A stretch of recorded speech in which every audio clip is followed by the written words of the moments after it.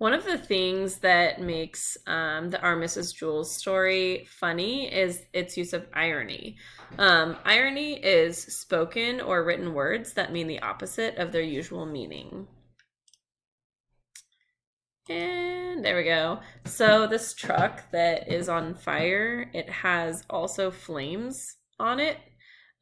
So it makes it ironic that that truck right there where the flames are painted on the truck, there's also real flames because it's on fire.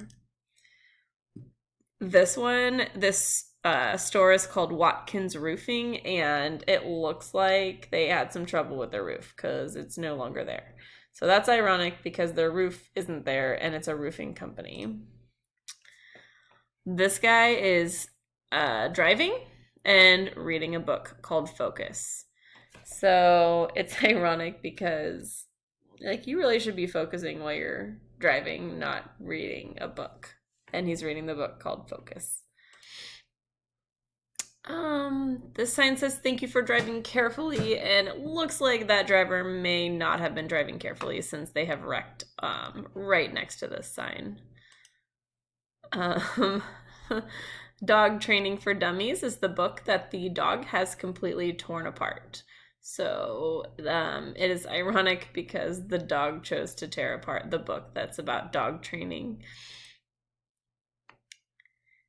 All right, so you don't need to write this down because you don't have your reader's notebook, but the definition of irony, again, is spoken or written words that mean the opposite of their usual meaning. And then an irony example is, it is ironic when Mrs. Jules says the computer will help the students learn, and then she tosses it out the window to help them learn about gravity. So the computer is not being used for learning the way that it normally gets used for learning. So what I want you to do is I want you to reread pages 25 to 27 in your Mrs. Jules book. So reread pages 25 to 27. And I want you to just kind of think about some of the parts that are ironic. And you guys should have some sticky notes in the big baggie of at-home learning supplies that I sent home with you. So I want you to use the sticky notes to kind of make a little note on the sticky note and stick it right in your book, right where you found it. And I want you to make sure that you have one or two sticky notes in your book ready for when you come back to school on Monday. Okay.